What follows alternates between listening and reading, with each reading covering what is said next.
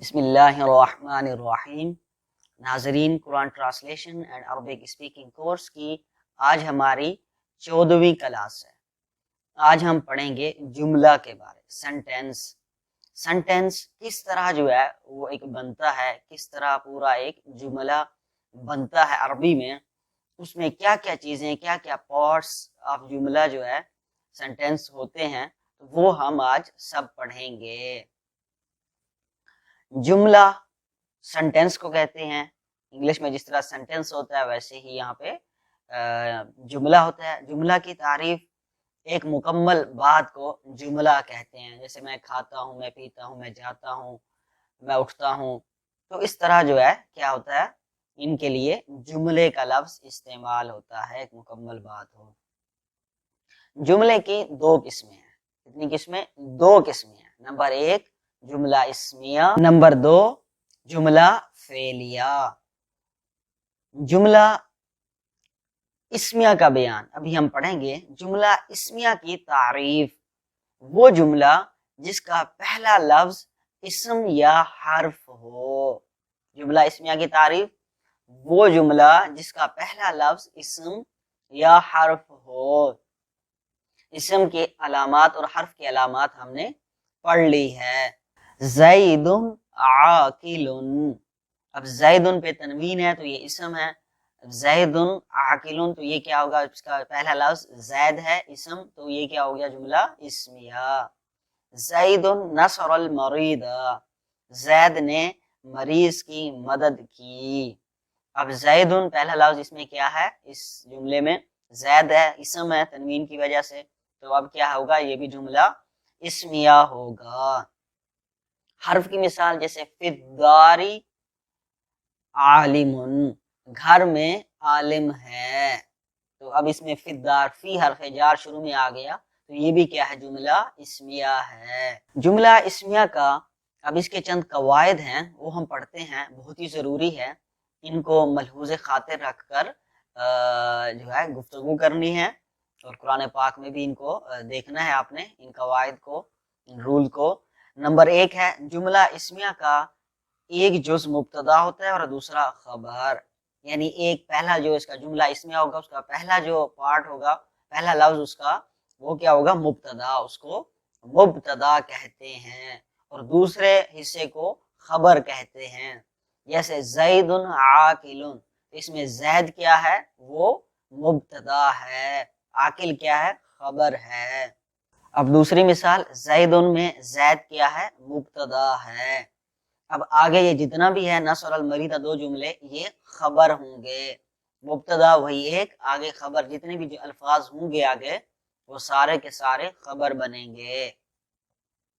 مبتدا معرفہ ہوتا ہے، نمبر دو قاعدہ ہے، اور خبر کیا ہوتی ہے، وہ نکرہ ہوتی ہے۔ معرفہ کی ہم نے 7 قسمیں پڑھی، اگر ان میں سے کوئی ہے تو وہ معرفہ ہوگا، اگر ان میں سے نہیں ہے تو کیا ہوگا، نکرہ ہوگا۔ جیسے زید عالم، زید کیا ہے، وہ عالم ہے، تو اس میں زید دیکھیں، یہ علم ہونے کی وجہ سے کسی کا نام ہے تو یہ معرفہ ہے، اور عالم یہ کیا ہے، اس میں 7 قسموں میں سے کوئی قسم بھی نہیں پائی جا رہی، تو یہ کیا ہے، نکرہ ہے، تو یہ مبتدا ہوا اور یہ خبر۔ نمبر 3 ہے، ایک مبتدا کی کئی خبریں بھی ہو سکتی ہیں، جیسے زید عالم فاضل صالح، زید تو ایک مبتدا ہو گیا، آگے یہ ساری کیا ہے، خبر۔ نمبر 4 ہے، خبر اگر جملہ ہو تو اس میں ضمیر کا ہونا ضروری ہے جو مبتدا کی طرف لوٹے، اور اس ضمیر کے لیے ضروری ہے کہ مذکر و مؤنث واحد تثنیہ جمع میں مبتدا کے مطابق ہو۔ جیسے زید ضربا، زید مبتدا، ضربا، اب یہ ایک جملہ ہے، ہم پڑھیں گے، یہ جملہ فعلیہ ہے، تو اس میں ایک ضمیر ہے جو کہ ضمیر یہ کون سا ہے، ضمیر مرفوع متصل، نصر ضرب فعل ماضی کے پہلا جو صیغہ ہوتا ہے اس میں ضمیر مرفوع متصل ہوتی ہے، تو اب یہ کیا ہے، ضمیر مرفوع متصل اس میں ہے، تو وہ لوٹ رہی ہے زائد کی طرف، زید۔ اب زائد ایک ہے تو اب اس میں ہم نے صیغہ بھی فعل ضمیر مرفوع متصل واحد والا لگایا ہے، تو یہ مذکر ہے تو یہ مذکر ہی کی لگایا ہم نے، ضربت نہیں کہا۔ الزیدانی ضربا، زیدان یہ تثنیہ ہے تو ضربا ضمیر مرفوع متصل بھی کیا ہوگی، وہ تثنیہ آئے گی۔ الزیدون ضربو، اب زیدون کیا ہے، اس میں دیکھیں جمع ہے تو آگے والی جو ضمیر مرفوع آئے گی وہ بھی جمع ہوگی، ضربو ہم بولیں گے۔ ہند ضربت، ہند یہ ایک عورت کا نام ہے، یعنی اب یہ مؤنث ہے، وہ ایک عورت ہے تو ہندن ضربت مؤنث ہی ہم لائیں گے ضمیر بھی۔ اور یہ یاد رہے کہ مبتدا اور خبر جو ہے واحد تثنیہ جمع مذکر مؤنث ان 5 چیزوں میں سیم ٹو سیم ہوتی ہے، یعنی جس طرح مبتدا ہوگا ویسا ہی خبر ہوگا۔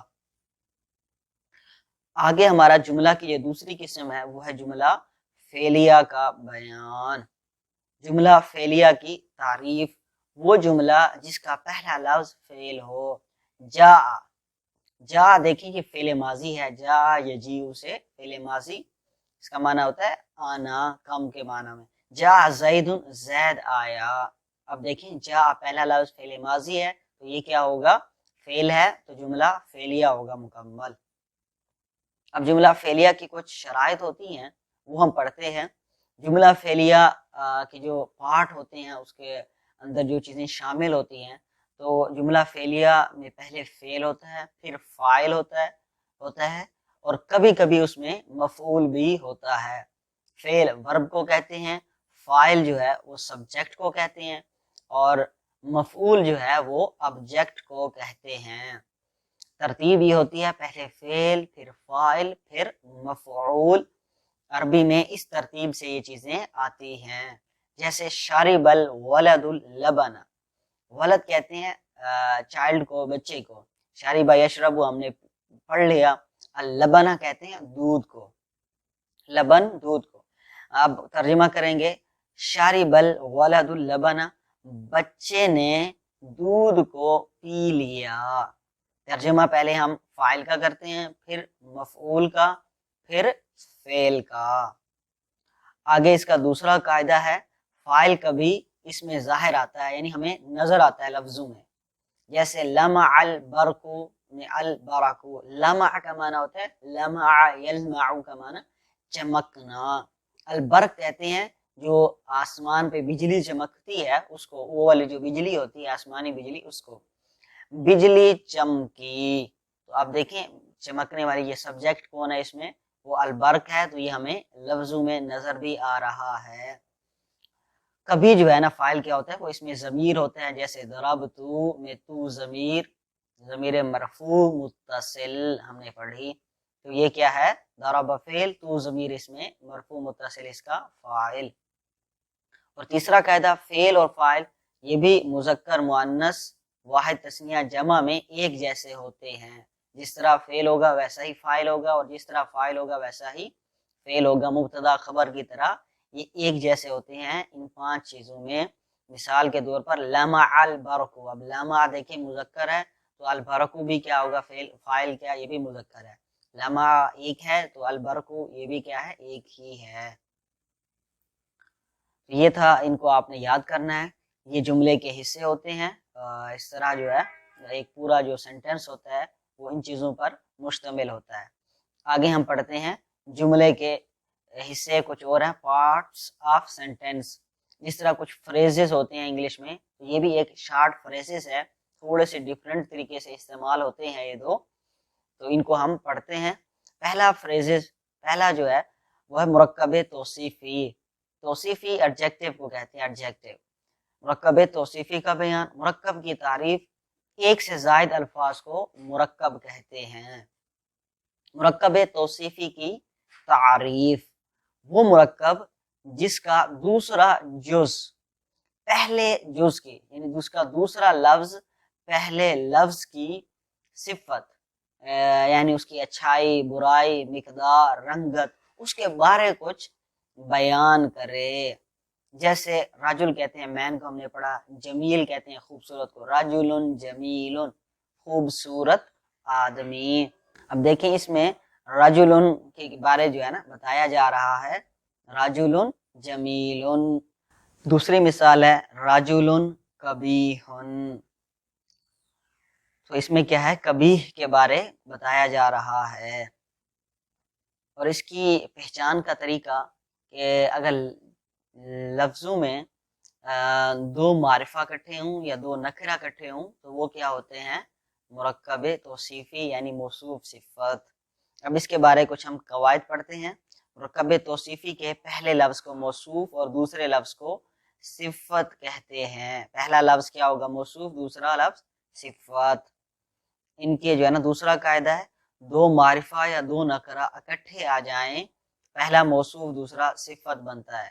یعنی جب دو معرفہ اکٹھے ہیں یا دو نکرہ اکٹھے ہیں، دو لفظ ہیں، دونوں معرفہ ہے یا دونوں نکرہ ہے، تو دونوں موصوف صفت ہوں گے، پہلا موصوف دوسرا صفت۔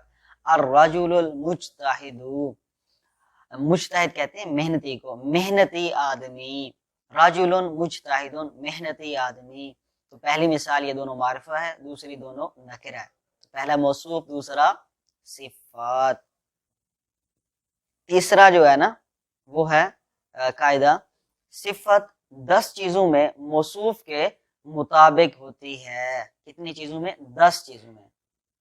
نمبر 1 واحد تثنیہ جمع، 3 یہ ہو گئی، جیسے راجل عالم، اب راجل ایک ہے تو آگے موصوف ایک ہے تو صفت کیا ہے، وہ بھی ایک ہی ہوگی، عالم، ہم عالمان عالمون نہیں کہہ سکتے۔